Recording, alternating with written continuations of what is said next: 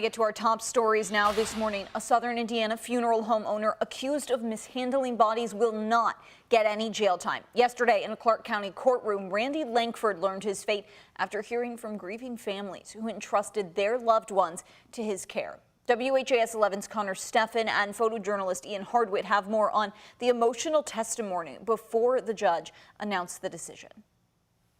Former Jeffersonville funeral home director Randy Langford sitting face to face for the first time with some of the families who accuse him of mishandling the bodies of their loved ones. Put yourself in my shoes, Mr. Langford.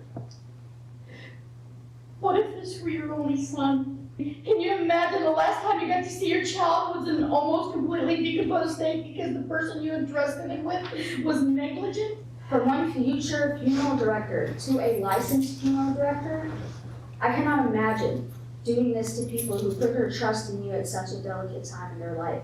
No person should ever be treated in this manner, especially one of our country's veterans. Susie is so much more than body number 31. While he sat expressionless through all 7 victim statements, Langford later offered up words of remorse. I want you to know that there's not a day that goes by that I do not regret my decisions, that I don't regret the actions that I displayed. Langford's funeral home became the site of a multi-agency raid in July of last year, as officers in hazmat suits recovered 31 bodies from the building along with 16 sets of cremains. The business was shut down immediately. You can see the sign that once said Langford Funeral Home is now covered up in black spray paint.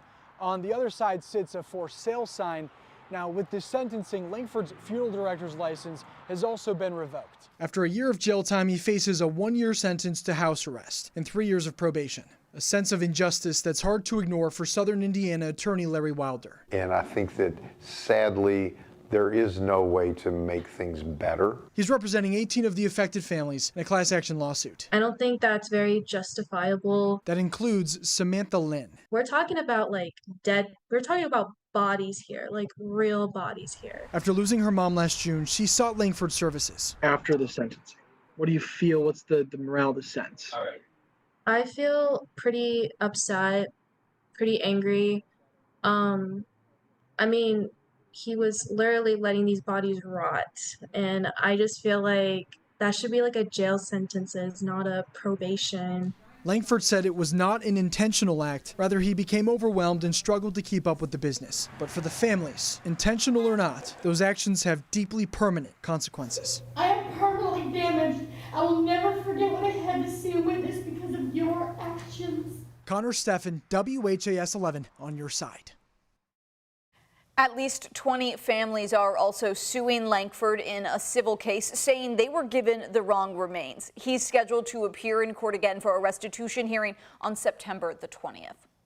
Range Rovers, Corvettes, a Bentley, and a Maserati. You're looking at $3.1 million worth of stolen cars recovered by LMPD. Police say the vehicles were part of an operation involving stolen cars from all across the country. The collection includes everything from sports cars to boats, even an RV. Police say several people have been charged in the operation, and the investigation remains open. As bars and restaurants prepare for another bustling weekend, a sobering warning on social media. Several businesses have received reports of incidents involving women being drugged and subjected to sexual assault. This post is going viral online. We've blurred the picture and name since the person has not been identified as a suspect yet. However, they are accused of, quote, aggressively targeting intoxicated women and switching drinks with them in an attempt to drug them and potentially sexually assault them. Some customers at bars around the area say the report is making them extra cautious. I mean, I think maybe if somebody, is going to get up for a while and they're going to maybe leave their seat, like maybe that bartenders to keep an eye on their drink or just any suspicious activity, really. Louisville Metro Police are aware of the post and the person. They say they're investigating the incident. Heading a little to our west now, the Owensboro Public School Board voted to unanimously fire a suspended superintendent. Matthew Constant was being investigated for having a relationship with a student and had been suspended while that investigation went on. According to a press release, Constant engaged in a relationship with an adult-age student enrolled in another school district. Although not criminal in nature, police are still treating this as a criminal investigation. So we felt like that he didn't keep us informed, and so that's also part of why.